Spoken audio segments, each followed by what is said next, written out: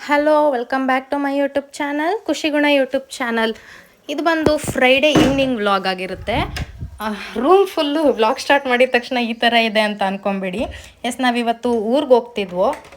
ನಮ್ಮೂರು ಬಂದು ಮಂಡ್ಯ ಹತ್ರ. ಊರಿಗೆ ಏನಕ್ಕೆ ಅಂತ ಅಂದರೆ ಅಲ್ಲಿ ಮದುವೆ ಇತ್ತು. ನಾಳಿದ್ದು ಅಂದರೆ ಸ್ಯಾಟರ್ಡೆ ಸಂಡೇ ಮದುವೆ ಇತ್ತು. ಹಾಗಾಗಿ ಮದುವೆ ಮುಗಿಸ್ಕೊಂಬರೋಣ ಅಂತ ಊರಿಗೆ ಹೋಗ್ತಿದ್ವು.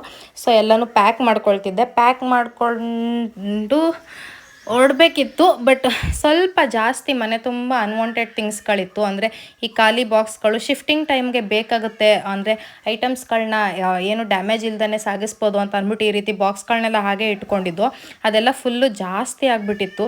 ಸೊ ಹಂಗಾಗಿ ಹೇಗೂ ಊರಿಗೆ ಹೋಗ್ತಿದ್ದೀವಲ್ಲ, ಕಾರ್ನಲ್ಲೇ ಹೋಗ್ತಿದ್ದೀವಲ್ಲ, ಬೇಡದೇ ಇರೋ ಥಿಂಗ್ಸ್ನೆಲ್ಲನೂ ತೊಗೊಂಡೋಗಿ ಊರಿಗೆ ಡಂಪ್ ಮಾಡಿಬಿಡೋಣ ಅಂತ ಅಂದ್ಬಿಟ್ಟು ಎಲ್ಲನೂ ಈ ರೀತಿ ಈಚೆ ತೆಗೆಸಿದ್ದೆ. ಹಂಗಾಗಿ ರೂಮ್ ಫುಲ್ಲು ಮೆಸ್ಸಿ ಆಗಿಬಿಟ್ಟಿತ್ತು.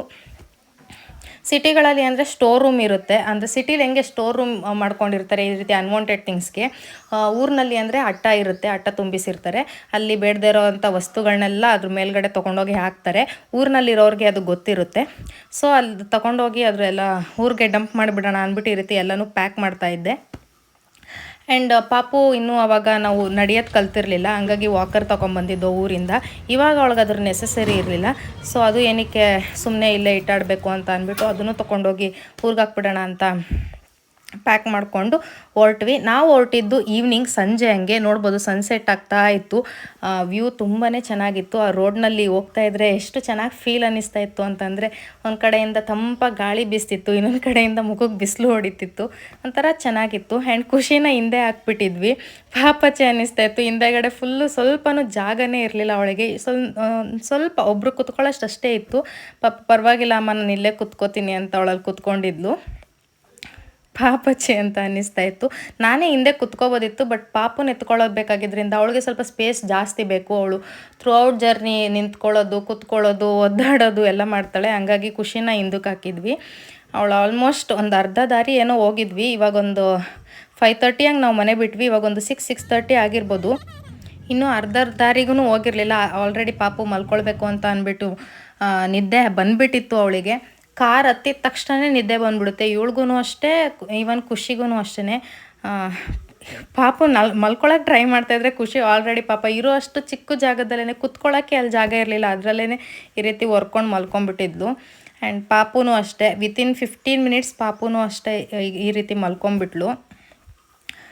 ಜರ್ನಿ ಅಂತೂ ತುಂಬಾ ಚೆನ್ನಾಗಿತ್ತು. ನೀವು ನೋಡ್ಬೋದು, ಇದು ನೈಸ್ ರೋಡು, ಟ್ರಾಫಿಕ್ ಸ್ವಲ್ಪನೂ ಇರಲಿಲ್ಲ. ಇದು ವೀಕ್ ಡೇಸ್ ಆಗಿದ್ದರಿಂದ ಸ್ವಲ್ಪನೂ ಟ್ರಾಫಿಕ್ ಇರಲಿಲ್ಲ, ಕೂಲಾಗಿತ್ತು, ಚೆನ್ನಾಗಿತ್ತು. ನಾವು ಬರೋಷ್ಟರಲ್ಲಿ ರಾತ್ರಿ ಆಗೋಯಿತು. ಅಂದರೆ ಹೇಳಿದ್ನಲ್ಲ, ಒಂದು 2 ಅವರ್ಸ್ ಅಷ್ಟೇ ಸಾಕು ಅಂತ. ಇವಾಗೊಂದು 7 ಗಂಟೆ ಆಗಿರ್ಬೋದು. ಮನೆಗೆ ನಾವು ರೀಚ್ ಆದ್ವಿ. ಈ ವ್ಲಾಗ್ನ ಇಲ್ಲಿಗೆ ಎಂಡ್ ಮಾಡಿ ನೆಕ್ಸ್ಟ್ ಡೇ ವ್ಲಾಗ್ನ ಸ್ಟಾರ್ಟ್ ಮಾಡ್ತಾಯಿದ್ದೀನಿ. ಒಂದು ಮಾರ್ನಿಂಗ್ ವ್ಯೂ ಹಳ್ಳಿಗಳಲ್ಲಿ ಹೇಗಿರುತ್ತೆ ಅಂತ ಅಂದ್ಬಿಟ್ಟು ತೋರಿಸೋಣ ಅಂತ ಅಂದ್ಬಿಟ್ಟು ನಿಮಗೆ ನಾನು ವ್ಲಾಗ್ನ ಸ್ಟಾರ್ಟ್ ಮಾಡಿದೆ. ಹೊರಗಡೆ ನೋಡ್ಬೋದು, ಒಂಥರ ಚೆನ್ನಾಗಿತ್ತು. ಸಿಟಿಗಳಲ್ಲಿ ಅಂದರೆ ಹೊರಗಡೆ ಬಂದಿದ ತಕ್ಷಣ ಬರೀ ಗಾಡಿಗಳು, ಪೊಲ್ಯೂಷನ್ನು, ಗಿಜಿ ಅನ್ನೋ ಸೌಂಡು. ಬಟ್ ಹಳ್ಳಿಗಳಲ್ಲಿ ಆ ಸೈಡಿಂದ ಹಸು ಕೂಗೋದು, ಅಕ್ಕಿಗಳು ಕೂಗೋದು, ತಣ್ಣಗೆ ಗಾಳಿ ಬೀಸೋದು ಎಲ್ಲ ಒಂಥರ ಚೆನ್ನಾಗಿ ಫೀಲ್ ಅನ್ನಿಸ್ತಿತ್ತು. ನಿಮಗೂ ತೋರಿಸೋಣ ಅಂತ ಅಂದ್ಬಿಟ್ಟು ನಮ್ಮ ಮನೆ ಹೊರಗಡೆ ತೋರಿಸ್ತಿದ್ದೀನಿ. ಫುಲ್ಲು ಇಲ್ಲಂತೂ ಸಿಕ್ಕಾಪಟ್ಟೆ ಚಳಿ ಇದೆ. ಬೆಂಗಳೂರಿನಲ್ಲಿ ಸೆಕೆ ಇದೆ, ಬಟ್ ಇಲ್ಲಿ ಚಳಿ ಇತ್ತು. ಮದುವೆ ಮನೆ ಆಗಿದ್ದರಿಂದ ಅವರು ಇವತ್ತು ಚಪ್ರ ಹಾಕ್ತಿದ್ದೀವಿ ಬನ್ನಿ ಅಂತ ಕರೆದಿದ್ರು. ಸೊ ನಮ್ಮ ಮನೆಯವ್ರು ಹೋಗ್ತಿದ್ರು. ಖುಷಿ ನಾನು ಹೋಗ್ತೀನಿ ಅಂತ ಅಂದ್ಲು. ಸೊ ಅವಳಿಗೆ ಸೇಮ್ ಡ್ರೆಸ್ಸಲ್ಲೇ ಇಲ್ಲೇ ನೆಕ್ಸ್ಟ್ ರೋಡೇ ಅಲ್ವಾ ಅಂತ ಅಂದ್ಬಿಟ್ಟು ತಲೆ ಬಾಚಿ ಕಳಿಸ್ತಾ ಇದ್ದೆ. ಇದಾಗಿತ್ತು ಇವತ್ತಿನ ವ್ಲಾಗ್. ಮುಂದಿನ ಒಂದು 2-3 ವ್ಲಾಗು ಈ ರೀತಿ ಊರಿನಲ್ಲೇ ಶೂಟ್ ಮಾಡ್ತೀನಿ. ಈ ವಿಡಿಯೋ ನಿಮಗೆ ಇಷ್ಟ ಆಗಿದ್ರೆ ಲೈಕ್ ಮಾಡಿ, ಶೇರ್ ಮಾಡಿ.